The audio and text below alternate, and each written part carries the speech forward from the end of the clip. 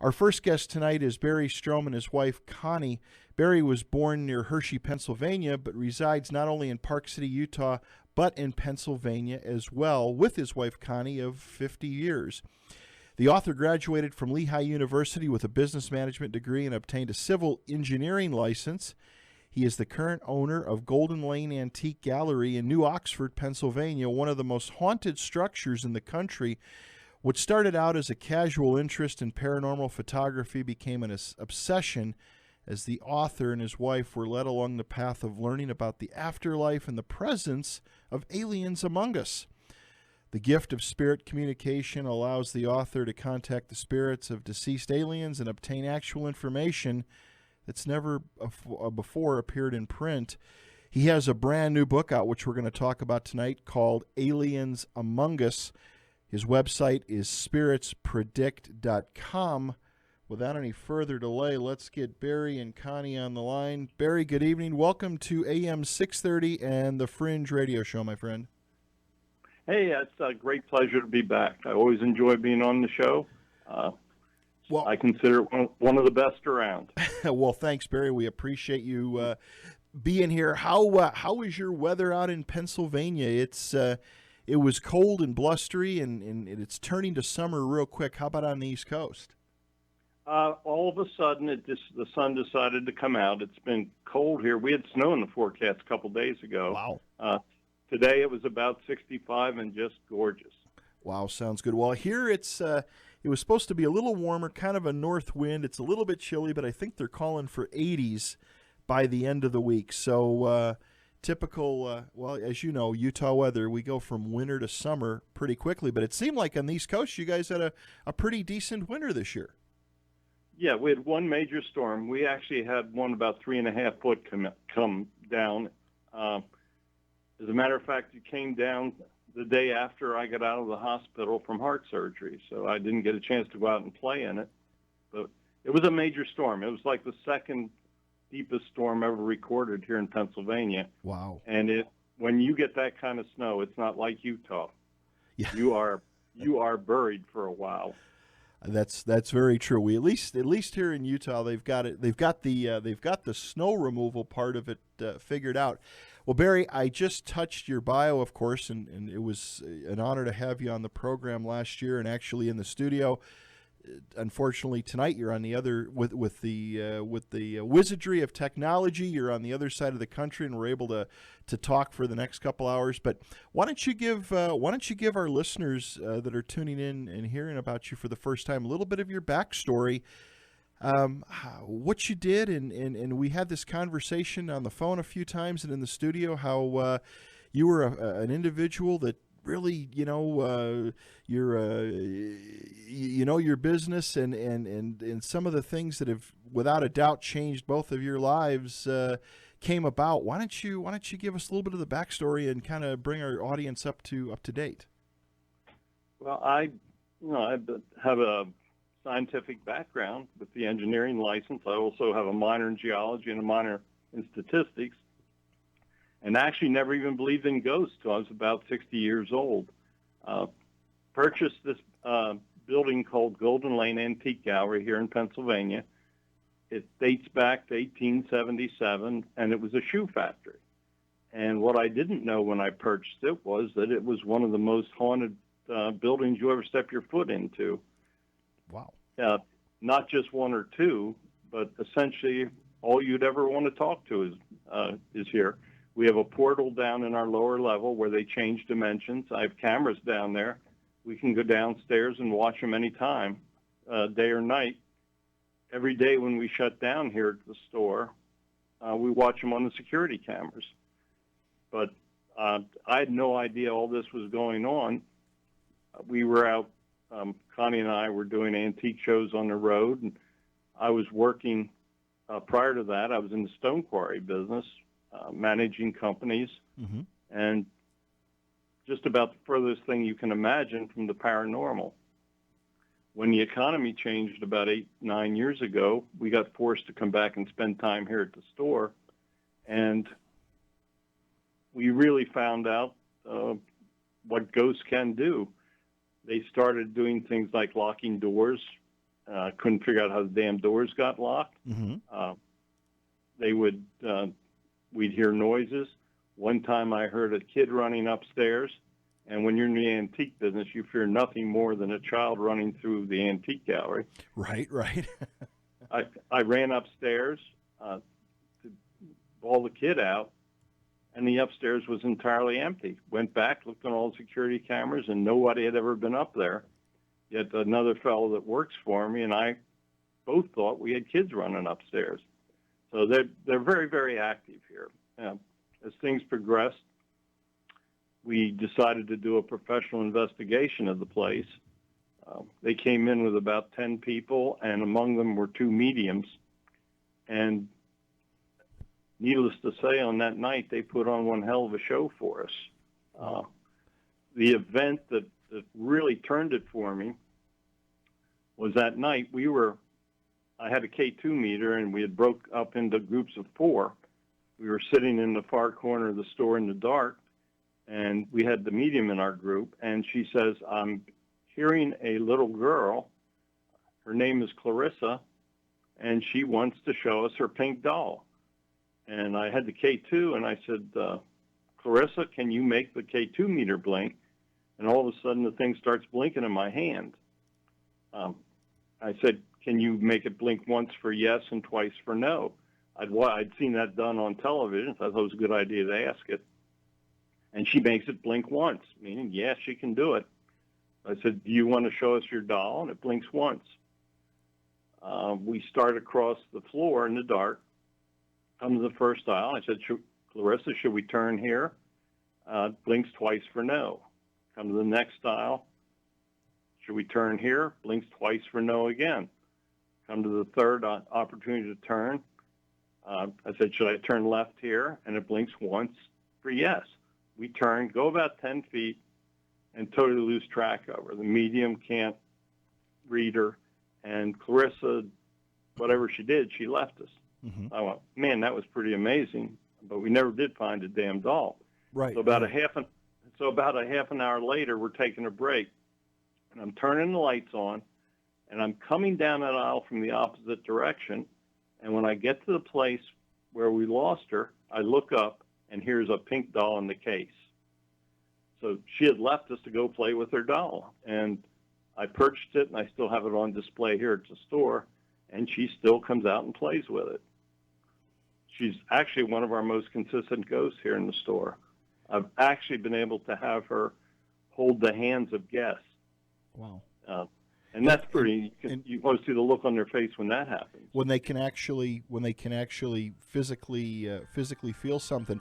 Barry, I was looking at your before we continue on. I was looking at pictures of your store, your antique gallery. You know, the building is just such a unique looking structure, and it still amazes me. Like from when we talked last time, how you purchased this place and had really no idea that any of this was going on over there.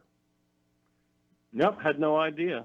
We bought it just simply, it was an abandoned warehouse at the time, and I had a partner, and we fixed it up for antiques. It had laid vacant for almost 20 years. I had absolutely no idea what was taking place in here. We fixed it all up slowly.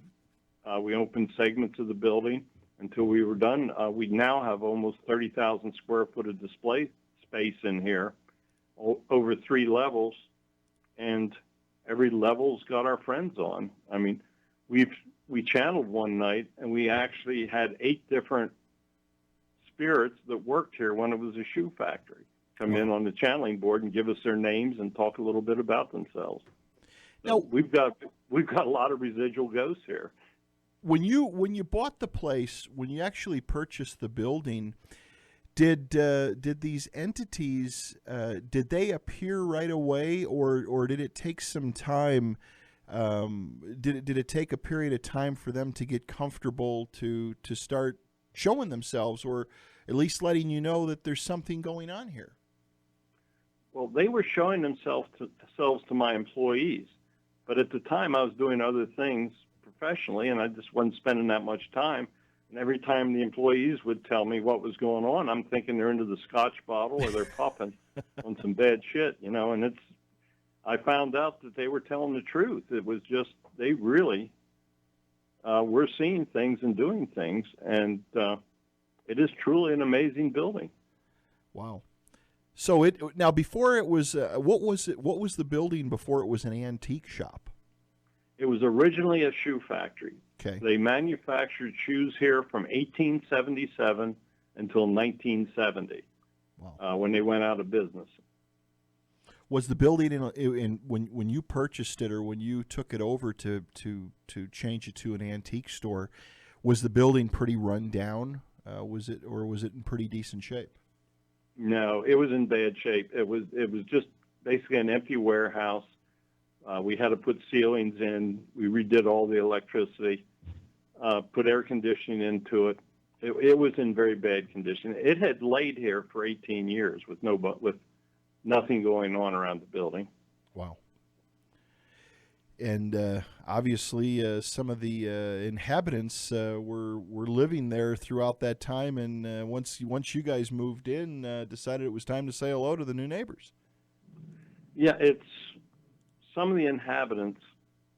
We actually had a couple here that were from my prior life. And apparently my purchasing this building was all part of my life plan. And they were simply waiting for me for the time to be right that they could convince me. I actually, in my second book, Afterlife, I actually have a chapter dedicated to a prior life spirit that was here. His name was Jeffrey Silverman. Jeffrey was with me in prior. He reincarnated in 1906, passed in 1947, and worked here at the shoe factory. So his lifetime was all, was basically all part of our life paths that intertwined and came together about 8-10 years ago when we really got interested in what I was supposed to be doing all my life, probably. Do you feel now that again, like you said, you were, this whole thing obviously was a life-changing experience, but as you go through life, do you now see that this was kind of your destiny, and feel that everything that you've done in your life was leading you to this point in this path? Yes, it's the path that I'm now on is my karma, and the spirit guides in our channeling sessions have told me that both Connie and I are now on our paths. Connie and I were together in 5 or 6 prior lives, and it was, we're soulmates, and she is part of the path that we're on, and we actually do our channeling together now. Interesting, very interesting. Was she a believer of the paranormal before all this happened, or was she kind of like you, maybe somewhat skeptical, or just never gave a second thought about it? I think she gave a second thought about it. I mean, I was so busy all my life that I really never focused on the fact that you could have spirits around you continuously. Yeah. She was very busy raising our children and being a mom and doing the things she did. And she had a job over in Annapolis. She was actually assistant to the Secretary of State over there in Maryland for a while. So she had a very busy professional life herself. And it really wasn't until we were forced to come back here that the both of us realized that there's a lot different than what we believed. Wow. Do you look back now, though, Barry, at back then, before you're where you are today? Do you think that when you look back in your 60 years of I don't want to, well, let's call it you not necessarily a non-believer, but this was just not part of your life. But do you now look back through your 60 years and maybe different things that happened, you can now connect to them? Maybe then they didn't make any sense. Maybe some things happened to you, and now it all kind of connects together? Yeah, our life was really manipulated. We both had to go through a learning process that would allow us to open our minds and to really participate in the education that was taking place around us. You have to, takes a long time to actually understand that your life is being manipulated. You know, now that I understand the process and have written all these books on it, I can look back and see how my life was manipulated. I almost had no choice but to wind up back here. Yeah. This is what we agreed to on the other side, and this is what the guides manipulated, and she and I are doing exactly what we're supposed to be doing.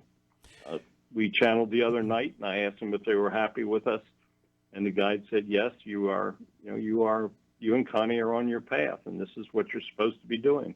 Wow. Do you feel, Barry and Connie, that of course you have a residence here in Utah, do you feel that at the end of the day you're going to stay in Pennsylvania? Is that where you feel you'll retire or keep the business as long as you can? Do you feel that it's your destiny to keep your business there in place so others can experience things? No, they have told us that our karma here is coming to an end.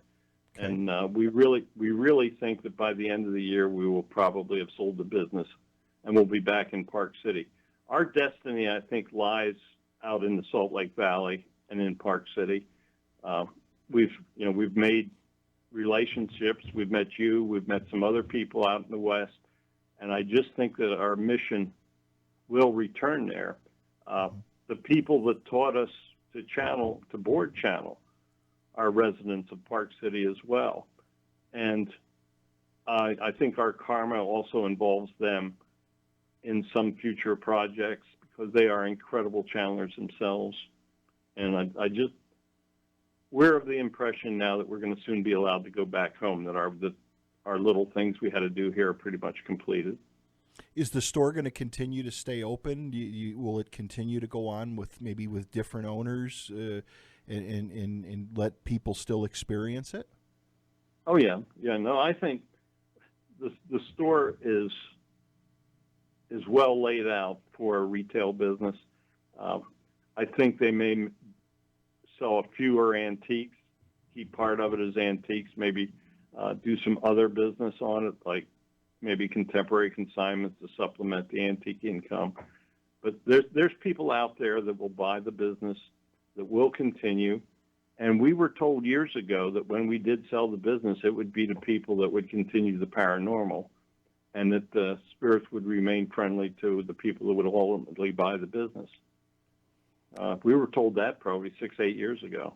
So you figure the path for the antique shop it'll just continue on. It'll keep self-perpetuating, and others will learn about it. Yeah, I actually think they may be that the buyers may have an interest that they will actually make better use of the spirits here in the building. Interesting.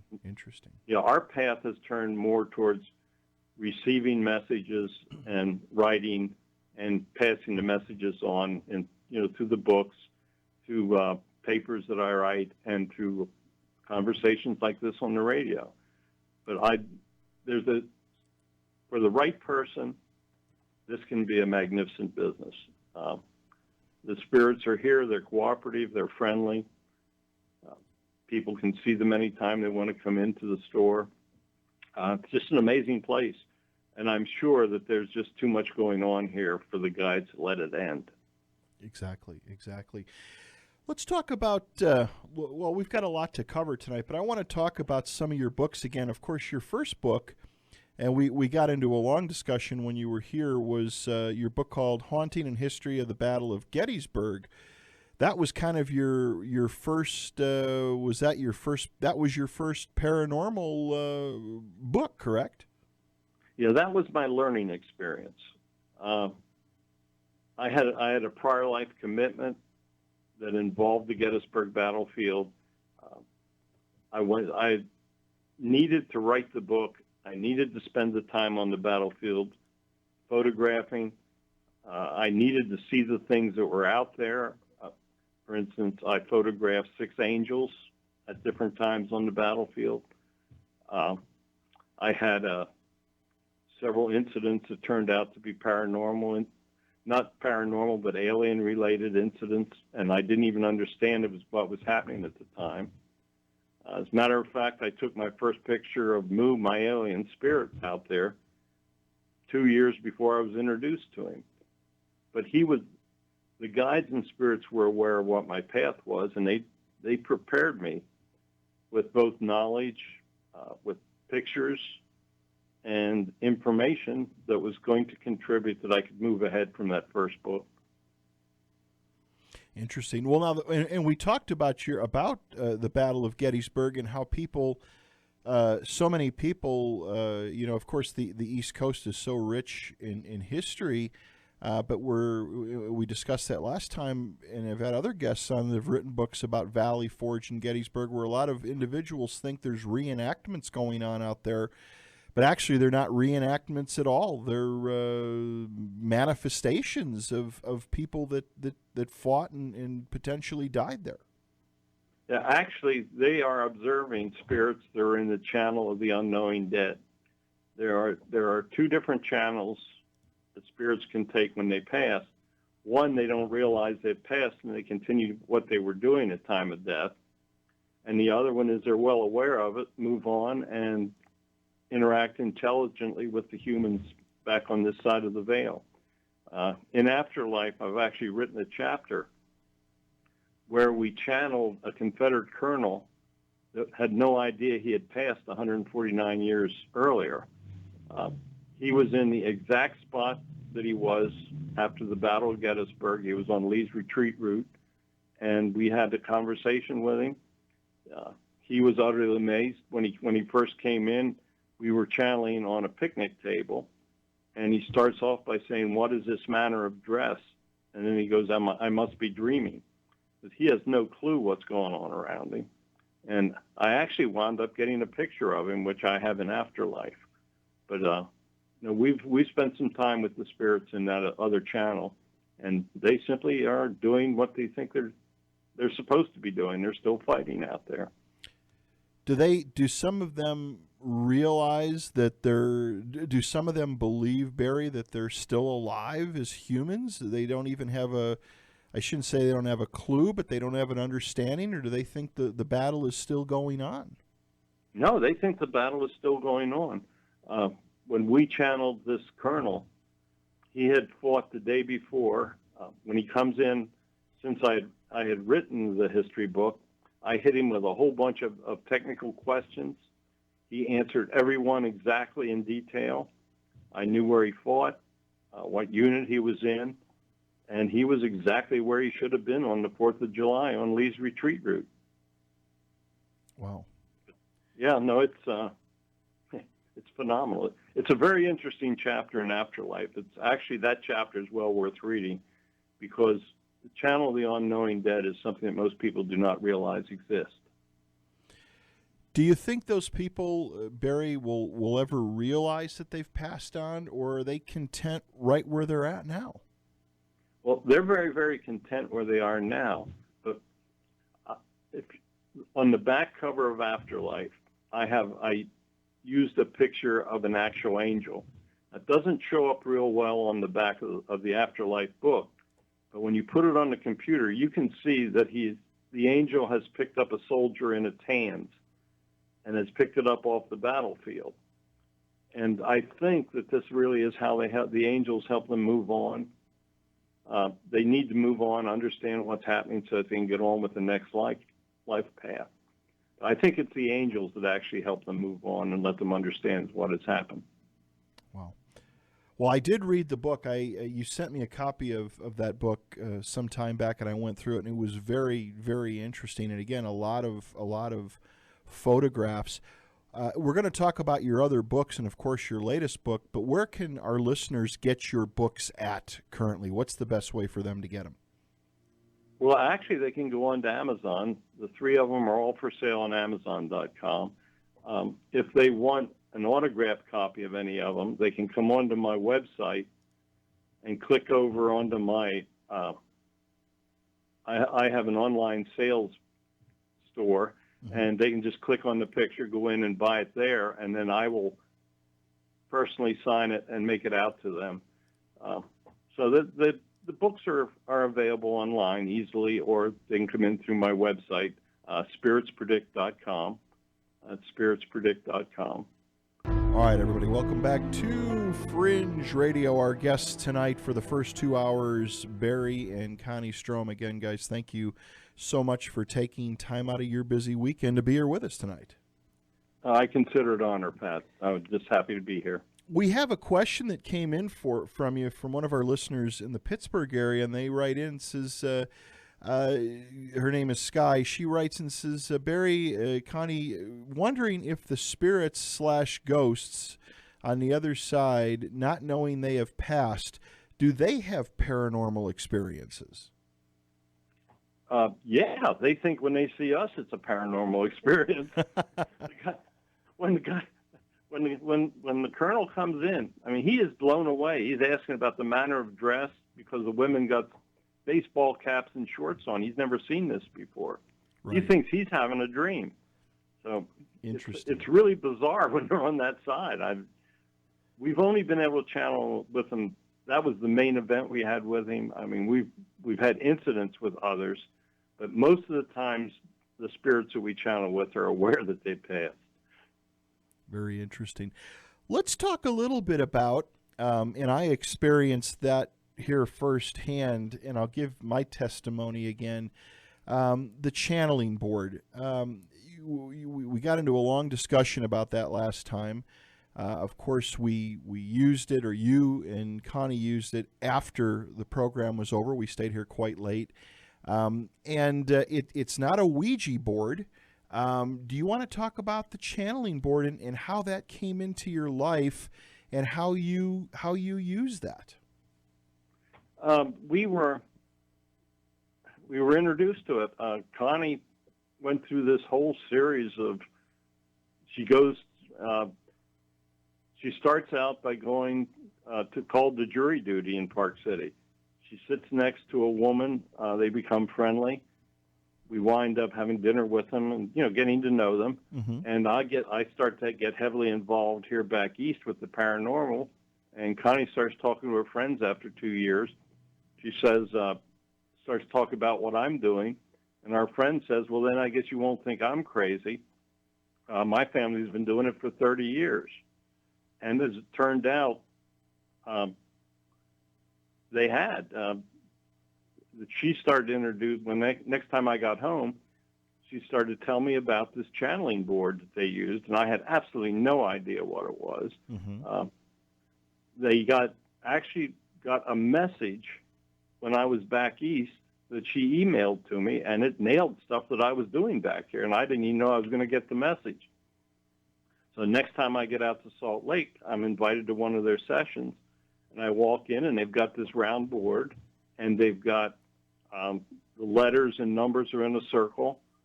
There's glass on top of it, and they use a shot glass as the planchette. And Kay and Doc Kivett, they've been doing channeling sessions out there for, 25, 30 years. And they start to ask these questions, and in comes a guide, and he starts telling me all my life history. And I'm just blown away. I'm sitting there watching this, and this glass is flying around, and they're copying down these letters, and I'm getting these messages, and it's like I'm this innocent bystander. They're telling me about prior life, telling me about things that are going to happen in the future, and I'm just blown away with it.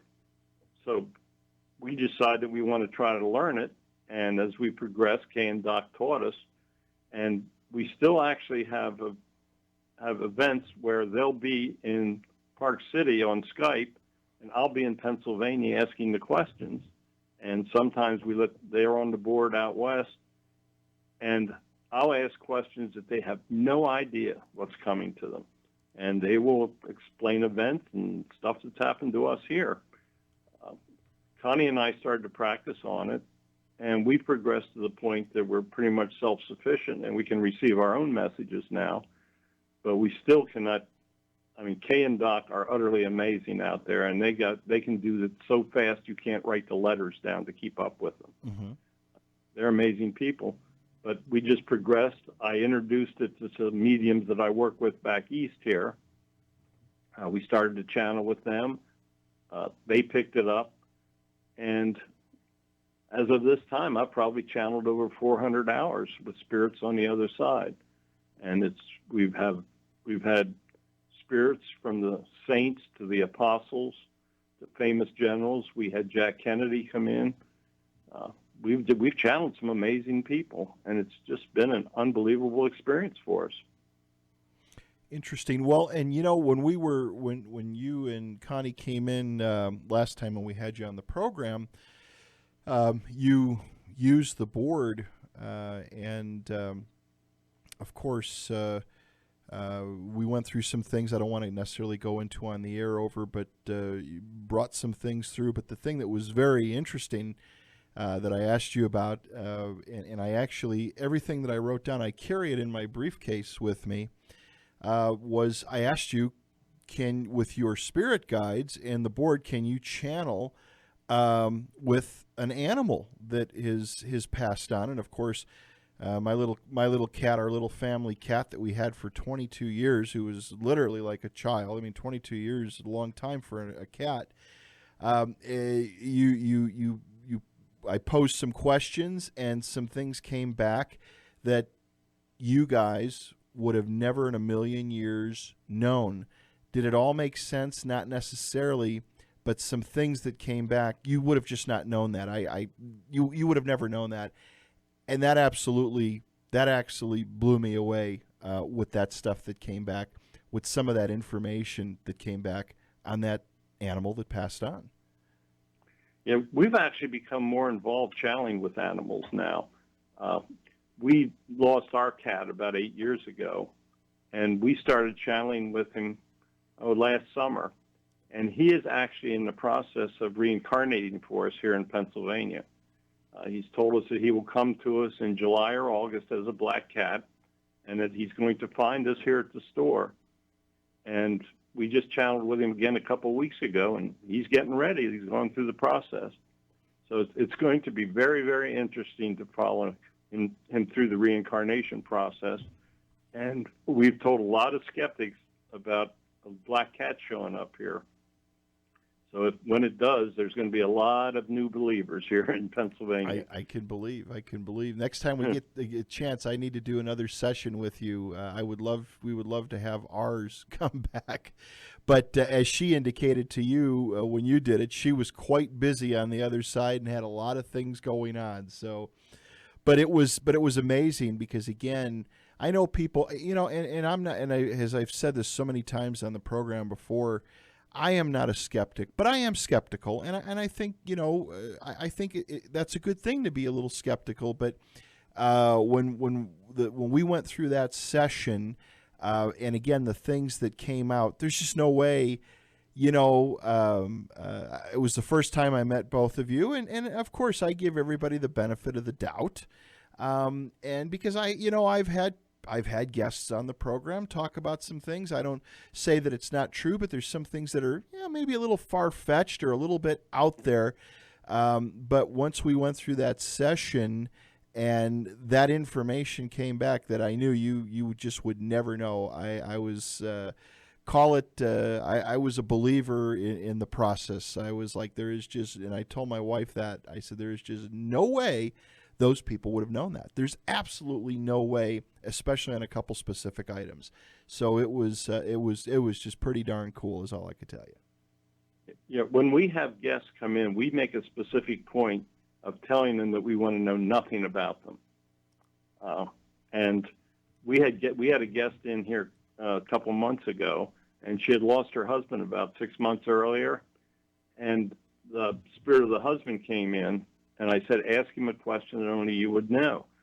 And she says, when we would go gambling, what would always be the dollar value of the machine that we would start off on the slots?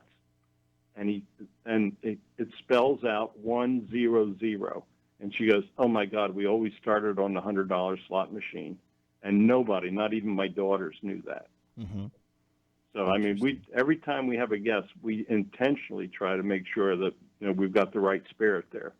We have had spirits come in and try to mess with us and assume identities, but we always make it a point to question them as deeply as we can. What is the difference between a channeling board and a Ouija board? Basically, the design. Everybody's familiar with the basic Ouija board design. Our board has glass top, which a Ouija doesn't. We actually use a quartz shot glass, or it's actually a small beaker. We find that the quartz crystal helps us bring through the messages much better. Our board is 20 by 20. It's round, where the Ouija is generally rectangular, and it's we have a prayer protection that we've been given to use on it. We have actually let the spirit guides design the board for us. So in channeling sessions, they told us the configuration. They told us where they wanted the letters. They took some things off, put some things on, and they actually gave us a prayer protection.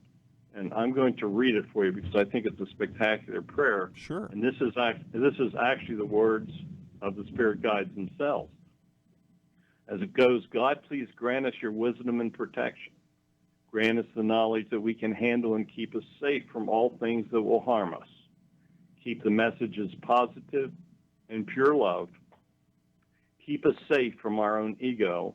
We ask these things in the light of the seen, the unseen, and the honesty of God. We start every session with that prayer, and we have a copy of it fastened to the back of the channeling board. So we try to follow the procedures that they have given to us.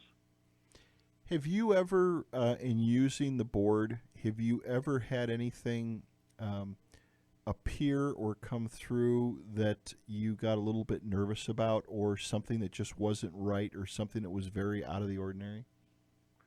We have had spirits come in and try to assume identities, and we've told the guides to get rid of them, which they do. And we have had spirits try to bring some bad stuff in, and the guides just simply shut the session down. Everything goes dead, and you take your fingers off the glass, and that's basically the end of it. But we have had them shut down sessions because there was some bad stuff coming through. The guides are very good at protecting you, but you must ask for the protection. Where most people get in trouble, they'll pick up a Ouija board not knowing anything about it, open a channel, and have no control over what comes through. And that's how they get in trouble. Interesting. Very interesting.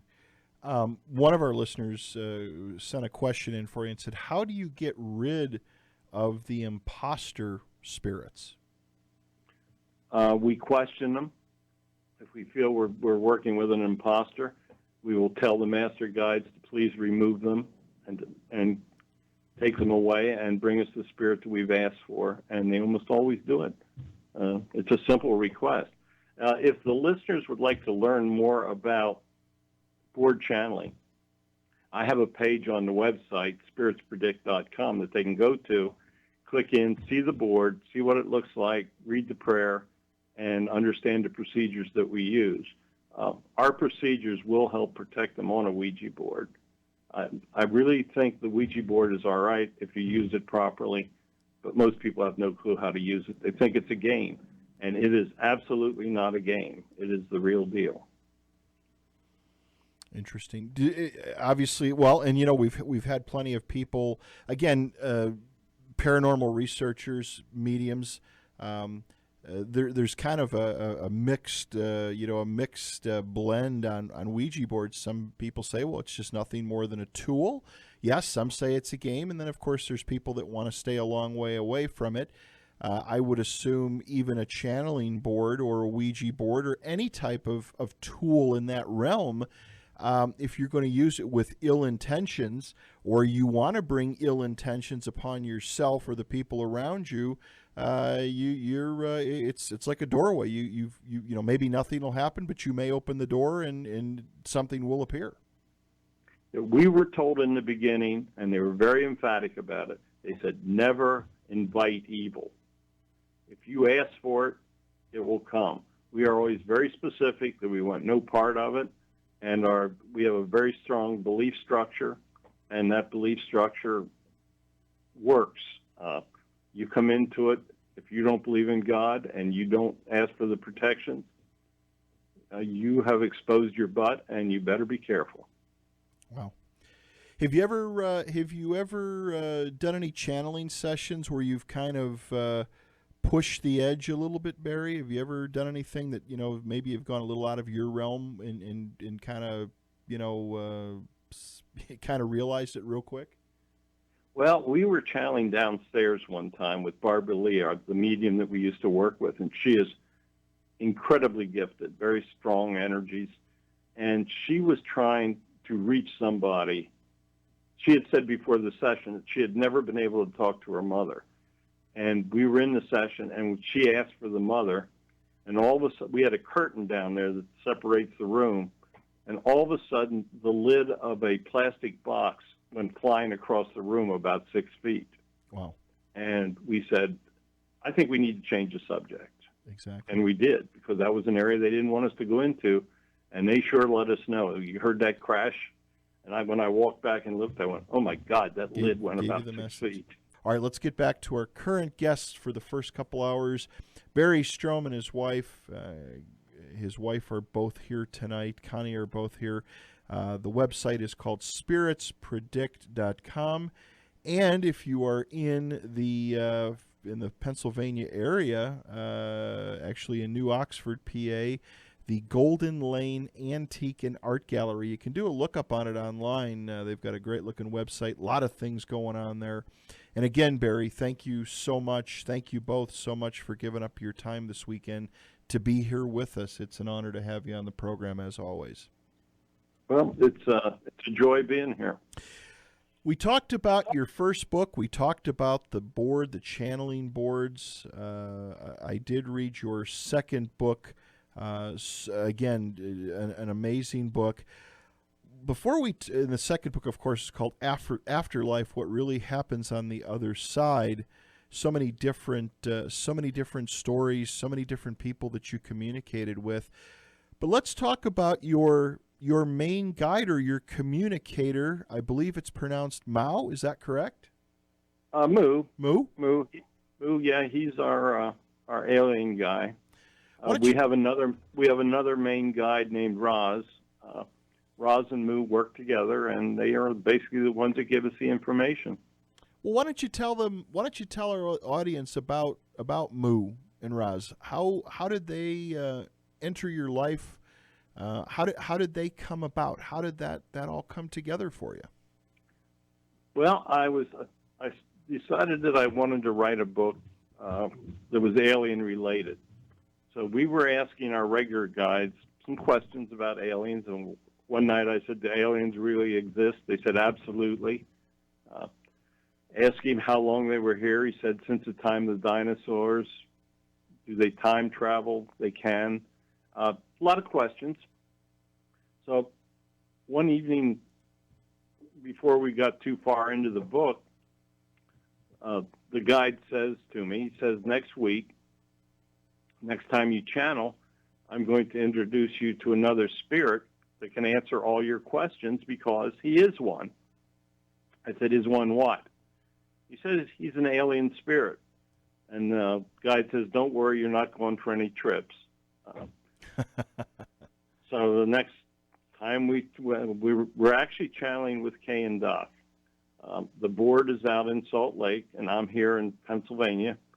And in comes the spirit. He says his name is Moo. I ask him to describe himself. Tells me that he's tall and he's thin. He's got large eyes, bluish skin, stands about 9.5 feet, small ears, small nose, a big mouth. His hands have 4 fingers and a thumb like ours, and his feet are also the same as his hands. So he basically walks on a second set of hands. Not exactly what you think of as your typical image of a spirit. Right. And so I ask him, how can we be talking to you like this? And as it turns out, I'm talking to his soul, to his spirit. And he informs me that aliens have the same type of souls that humans have and actually go to the same heaven. So if I'm capable of channeling with a spirit, with a human spirit, I can also channel with alien spirits. Now, that I found that a little bit hard to believe, but it's actually true. And since we were first introduced to Mu, we've probably channeled well over 100 hours. He's told me many, many things. He actually worships the same God that we do. Our God is the God of our galaxy. On Mu's planet, God sent his son to them 4,000 years ago, just as he sent Jesus to us. And on their planet, they actually celebrate Christmas like we do. They don't call it Christmas.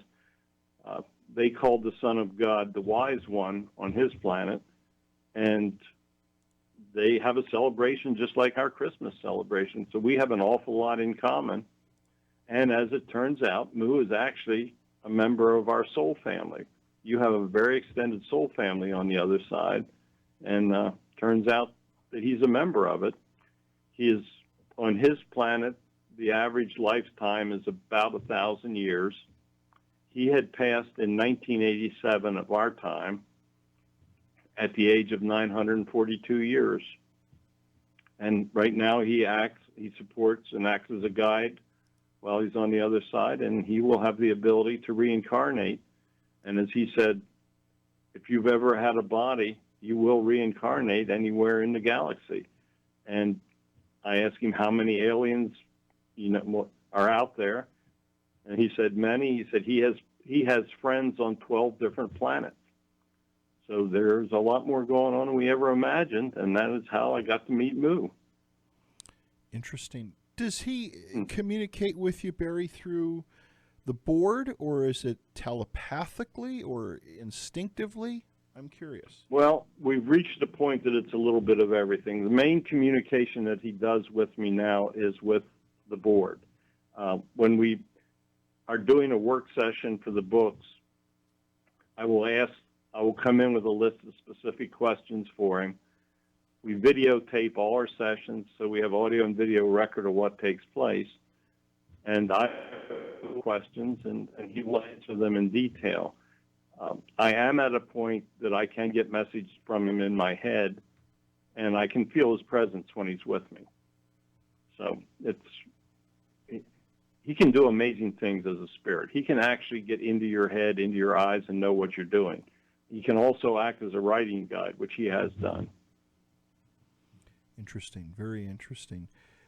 Oh, yeah. Is he the one that channels? Well, none of it is beyond the realm of possibility. I mean, this existence that we all experience. I think, and I've said this many times, is I think when we're younger, we're afraid of death. We're afraid of we want to stick around as long as possible, and that doesn't mean that even when we get older that isn't true, Barry. But as we experience things in life, as we move through life and move through time, this human existence, I think, is just a minuscule. It's just a little piece.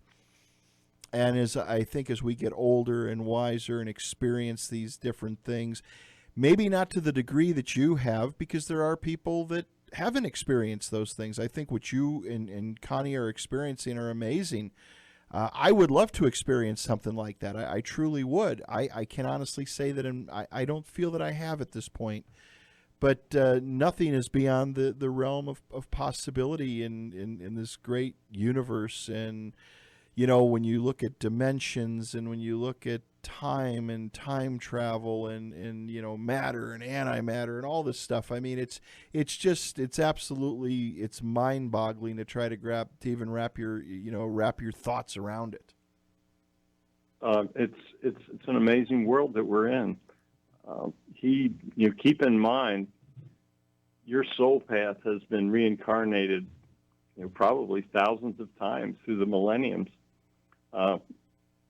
Our soul has reincarnated on other planets. He tells me that I have reincarnated on his planet in the past, and he tells me that he has reincarnated on Earth. And when he was a blue alien, he actually came here on 2 different missions. On one of the missions, they did actually performed an abduction. He swears he did not participate in it, but he's given me a lot of information on abductions, how they take place, how people are chosen. Just giving me a wealth of information, and that's what I've put into my new book, Aliens Among Us, Exploring Past and Present. All right, everybody, welcome back to Fringe Radio. Barry Strohm is here with us tonight, joining us again. A question that came through, Barry, for you is, where do you feel aliens come from? Aliens come from all the various planets that support life. If the Milky Way is so incredibly huge, mm-hmm. if you thought of the stars in the Milky Way of grains and sand, the sand would fill an Olympic-sized swimming pool. Now, many of these planets are supporting intelligent life. The life is just simply not what we consider normal. Our culture is very, very young compared with the other cultures in our galaxy and in other galaxies. Mm-hmm. One night he actually brought some spirits from other galaxies with him. And we tried to converse with them. The problem was every time I would ask a question of them, he would say, it's an emotion you've never felt, you can never understand, or it's something you've never seen and cannot understand. So I didn't do real well with them in the other galaxies. But Mu has been very clear since he spent a lot of time with humans and understands them, and has decided he's going to be in our heaven for a while. But they come from the other planets. There's many intelligent planets out there. They've been here for millions of years. They visited this planet. They've helped feed the planet. They've helped get the human race started. They've guided it. There were races before the humans that didn't make it, that became extinct. So aliens have been with us for a hugely long time. And they absolutely mean us no harm, because if they did, we'd be dead. They're so advanced. Right. They're here to guide us and help us. So all this stuff that you see in the movies, that's just simply not the way it is. Well, I think that really, and you hit it, you really hit it on the head, Barry, is I think a lot of the Hollywood sensationalism is such a big part of our lives, and and just media in general. I mean, we call it entertainment, and I guess it is entertainment to a point. But I think it is the Hollywood sensational, the Hollywood effect that really kind of, how can I say it? It kind of puts the place card down. It, you know what I mean? It's fantasy, but yet it's so ingrained in our human minds. Oh, absolutely. I mean, that's the what we see in the movies, what everybody thinks it is, and there's nothing like it. Our galaxy is actually controlled by a commission, and advanced cultures don't fight or kill each other. I mean, they all get along. There's penalties if you break the rules. If you want to come to Earth, you've got to follow certain instructions. I liken it to us going to a zoo to watch the animals. They come here to watch us. So it's all well controlled. I mean, in my book, I've got many statements that Mu has given us where he explains a lot of the things that are taking place, that are going on. It's really, really interesting when you learn the truth about what's going on out there. Do you think, the question that's come up a couple of times with Hollywood in general, do you think, programs like Star Trek is an example? Now, a statement that I've heard a couple of times, some people have stated that creative people like Gene Roddenberry, possibly at some time in their life, maybe in another life, maybe got to look at something that gave him the artistic drive to create something like Star Trek or a George Lucas, and of course there's Hollywood sensational, the Hollywood effect, sensational. I can't even pronounce the word tonight. um, the Hollywood effect, if you will. But do you think that maybe some of these filmmakers like a Roddenberry or Lucas maybe got a view of different worlds and different times and different places? Yeah, I'm sure that I'm not the only person around that has the ability to talk to these folks. I've met a lot of people that communicate in different ways with the aliens. I talked to one woman that can actually trance, and this language comes out of her mouth like nothing I've ever heard before. So there are a lot of people that are actually communicating, and I think the aliens really want the truth to get out there.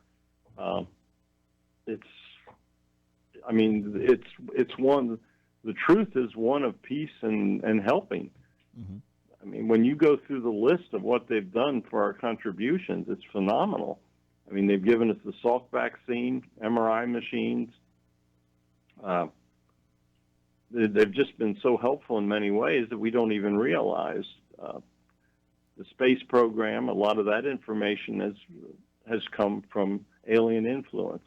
There are shapeshifters among us. Most of us have alien DNA in our bloodstreams. Mm-hmm. You would be utterly amazed at how much interaction the aliens have actually had with us through the years. The purpose, they've talked at length to us about abductions. And the purpose of abductions is to study, because they're afraid that we're trying to kill ourselves with what we eat, with what we do, with our general life patterns, with chemtrails and the medicines that we take. There's a lot of ways that we're trying to self-destruct. And the rules have changed for abductions. Years ago, they allowed things. In the 1940s, for instance, they did DNA experimentation on the abductions. And as it turns out, what they did is cause a lot of the autism that we're seeing today. It's taken generations to come forward, but the rules have changed on abductions. Many of us have been abducted and don't even know it. I was told that I've been abducted. We had a mystery in our lives with Connie, and we found out that she was abducted. She has a very interesting story to tell. We had no clue what it was. She's sitting over here I think she's fallen asleep on it. So I'm going to give her the microphone, and I'm going to let her tell the story of what happened when she was abducted. It's really kind of interesting. Good, Connie, let's hear about it. Yeah, we're going to let Connie go here.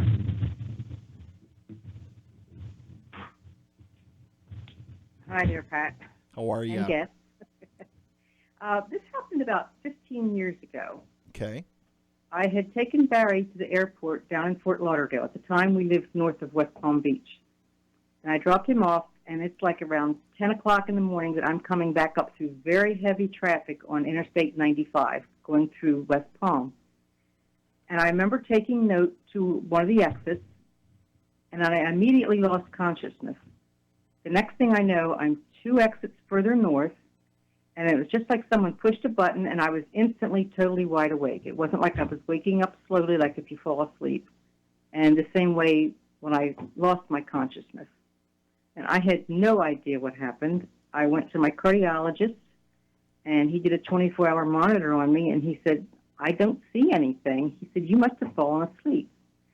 But my common sense said to me, if I had fallen asleep behind the wheel in that heavy traffic on Interstate 95 at 10 o'clock in the morning, I would have wrecked the car and taken a few people out with me. So I could never figure out what the heck happened. And then the night that Moo said that I was abducted, I knew exactly what happened that night.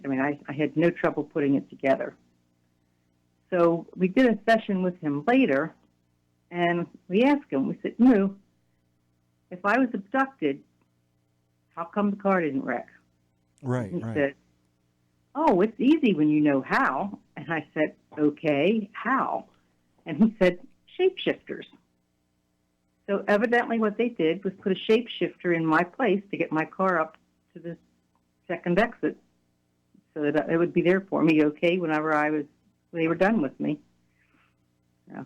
I've never seen any signs of any chips in me or anything like that.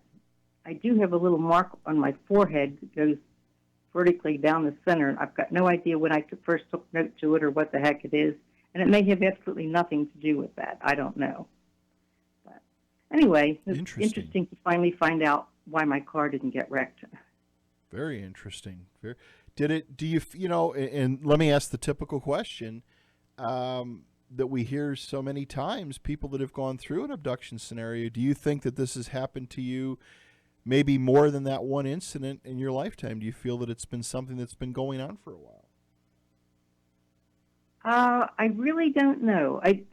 That's the only mystery I ever had in my life. I mean, I've never had anything like that happen to me before or since.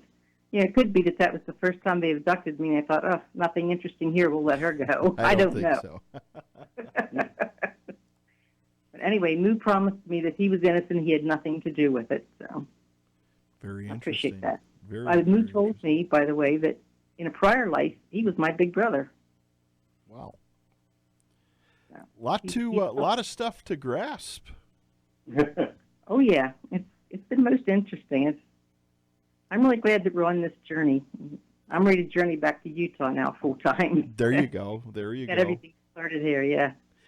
With your book, with the latest book, guys, Aliens Among Us, Exploring Past and Present, I did get the book. I want to thank you. I have not had the opportunity to read it. It's sitting on my desk. I want to go through it.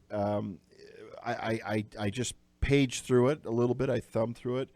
Looks quite interesting, and it addresses quite a few questions and quite a few. It seems like it provides quite a few answers. He answered a lot of questions very directly. He told us, what the Nazca lines stand for. We have a whole chapter on abductions, as I said. He's told me a lot of events that happened in my life, what was behind it, and he's very straightforward. I guarantee you there are things in that book that people have never read before, and it does not paint a scary picture. I mean, it states a very, very positive statement. Like, here's one. He's actually given me some messages that he likes me to read when I'm on the radio. Here's one of them, and these are his words. He said, "We're only here to help you. Just because you do not see us does not mean that we are not here. True. There are many things you do not see that is around you. We are one of them, and in fact, we walk among you. We are here to help you. We do not want your planet. We have our own thank you, and we do not want to harm you. This is all nonsense that we want what you have. We are here to make sure you can make the leap when you are ready. There's going to be a time that we're not going to be able to inhabit this planet. That's natural progression. And they want us to be able to explore the heavens and colonate other planets when the time comes in order to preserve the human race. And they're here to help us." Interesting. One on in your notes that you sent me, and this is something I check marked off. I'd like to hear your take on it. But is Malaysian Flight 370? Can you talk about that a little bit? Yeah. It was what and I find this one even difficult to believe, but he told me it several times. It started out as terrorists did take over the plane. But apparently the aliens got involved with it. And there was some type of a collision. And they took the people off. Some of the people, I think, were killed. But they actually took the people off because they considered this a mistake, that the aliens made a huge mistake in getting involved and actually having an accident with the plane. The debris is nowhere near where they think it is, where people have been looking. And all through the years that they've been looking for the debris of 370, I've been telling people they ain't going to find it. They said that they have planted pieces that will be found, and that's exactly what has happened. But he swears that they have actually taken the people off the plane and relocated them in a colony on another planet. He said that there's a moon on the backside of Saturn that we've never been able to see that is inhabitable, and they have colonization there, and that they have taken the people there and re-educated them, and they're very happy in their new lives. But apparently the plane went down because the aliens messed up. And as he said, we cover our own mistakes. And I don't think they will ever find the plane, just the pieces that were planted. Yeah, because there have been some pieces that have washed up. And that's exactly what he said would happen. But it kind of in very unique places, too, not in one concentrated area by any means. No, the plane is not there. They took it. Apparently, they transported it to a very, very deep part of the ocean, so nobody would ever find the rest of the remains of the plane. But the passengers are supposedly okay. Yeah. He said that they've relocated them and re-educated them, which probably means they erased their memories or whatever and re-educated.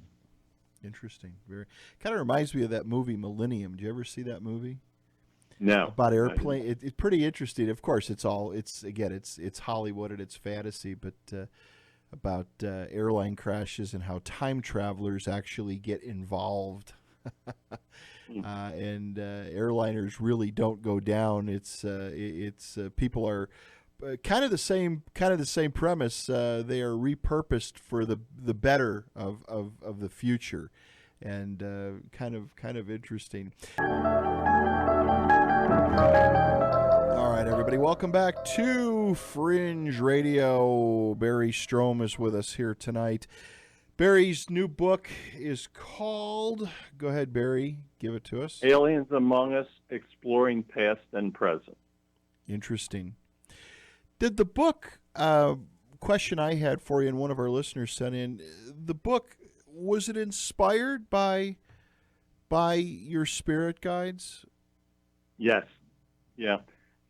I find everything in my life seems to be inspired by the guides now. Once you learn to communicate with them, you'll be amazed how much influence they have over what you do and how they arrange events in your life. It's amazing. Do you think that this happens to a lot of people, Barry, but they just don't have their eyes open to it? Yeah. We all have the guides. One night I asked one of the master guides, I said, how many guides do I have? And he said, as many as you need. And the other night I had a whole bunch of questions made up. And I started the session, and Roz came in, and I said, how many guides do we have tonight? And he said, there's a panel of them tonight. And I would change subjects, and I'd feel the energy change, and I'd have different guides that would be experts in everything that I was asking. They actually know the questions ahead of time and prepare for it. It's all in building this understanding with your own guides and learning to follow through and communicate. It's an amazing world if you learn to open up to it. There's so many people that just can't seem to be able to do that, though, you know. There's a lot of people that, I don't know, again, like with myself, I try meditation, I try some different things, but maybe it's not my time yet. Maybe my path, Barry, is to do just what I'm doing here with this radio program, to get great guests like yourself and so many others and let people hear about it. You're doing an incredible. You are exactly on your path, in my understanding of the way things are working for you. I consider the guides manipulated me into meeting you, and to be able to come down. They wanted me to do that channeling session with you when we were live in studio. That was all prearranged. You just don't realize that it was prearranged because there was a mission to be done. And we tried to do it for you. And knowing you is also part of the path because we're going to be coming out to Park City full time. And there will be interaction in the future. And we'll be able to do things and channel, and we can come down to the studio again sometime and bring the board. And would love to have you. I'll introduce you to Moo. He's here with us tonight, just in case we needed him. And it's actually amazing what we can accomplish. It's just once you start to understand it, and the information of the heavens open up to you, we're all living a miracle. Yeah. Once you learn to apply the free will that God's given us and try to find your path and open yourself to it, you will be amazed at how at ease you'll be and how happy. Connie and I are just, not everything.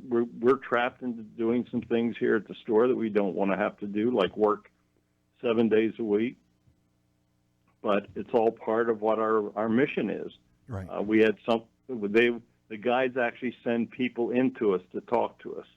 We had a fellow come in today, and as it turned out, we wound up talking to him, and we gave him some information, and he left without even looking at antiques. And maybe that's why our business kind of sucks right now, but we have people sent to us all the time. We have people that come to us for special sessions, and we try to help them. And that's our path. And once you learn to understand the manipulations of the guides, they're trying to help you stay on the life path that you selected when you came in. And keep in mind this, to the spirits, death is the beginning. Right. To us, death is the end. But to them, it's the start of another whole new cycle that you can advance and culminate your learning. I sometimes I do wonder, the question that I have, I've heard many people say so many times about how we pick our path, and I have to just be honest with you and even the listeners.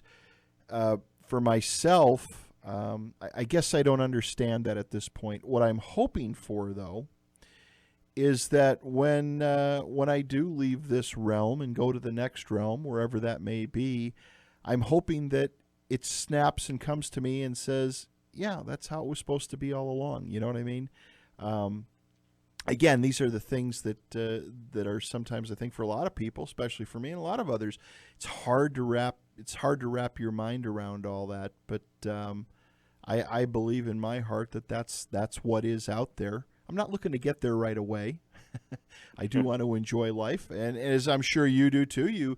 You just went through a procedure, to extend your time here. That's exactly what happened. My life would have run out. I wound up having quadruple bypass and carotid artery surgery in the last 3 months, and that has extended my time. And the guides were very clear. They've told me they want me to write 8 more books. So they've given me this additional time, and it's the gift of God and the guides. And I intend to take advantage of it and do as much as I can to help others. And helping others is, telling people how I feel on the radio, appearing on shows, and spending as much time channeling as I can to let them give me the messages. Exactly. And again, like you say, it's part of the life path. With your spirit guides, Barry, have you ever, talk about Moo and some of the others, have you ever physically seen a manifestation of these individuals? Sometimes. I have seen Moo. He appeared to us at one time, and he appeared as a blue light for me, and I knew right away it was him. I'm getting better at seeing them mentally. If they want me to see them, they'll let me see them. I am not as advanced in many ways as a lot of the really good mediums are.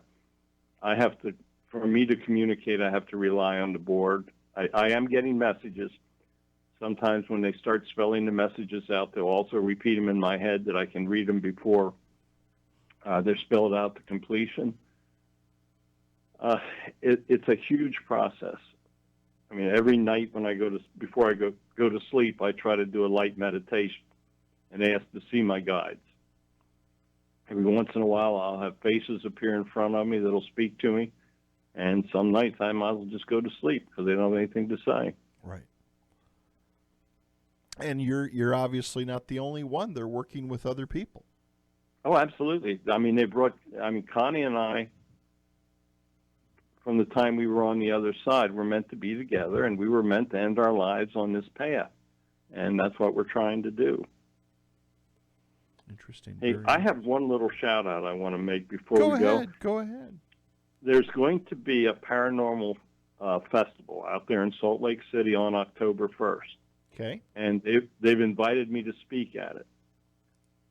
So I'm not sure of the location yet because they're looking for a bigger building, but I am going to be personally out in Salt Lake City speaking at that festival when I'll give you some more details when we learn more about it, but it is firmed up that I'm going to be there for it. And when I come out, I'm hoping I can get to see you and take the board down and maybe chat again in person. Oh yeah, you're more than welcome to at any time. Is this is the show? Is it going to be a paranormal thing, or is there going to be? I actually received some correspondence today, believe it or not, about a Halloween expo in show in October. No, this is October 1st, and it's just simply going to be a paranormal festival. It's the first time they've tried to do it. They're trying their best to put something nice together, and it'll be more of the paranormal. And I'll have a vendor table there where I'll have the channeling board set up. And if people want to come in and try it, we will try to demonstrate channeling for them at the show. Yeah, because we've had a couple. Matter of fact, there was a Paracon about a year or two. I think it was a year or two ago, and the group put it together. It was well done, but just they needed more advertising. They didn't get many.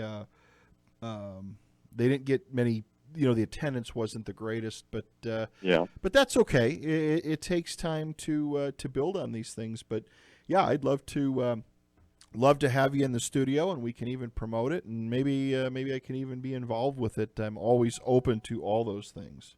Oh, I'm sure they'd like to have a radio presence here. Absolutely.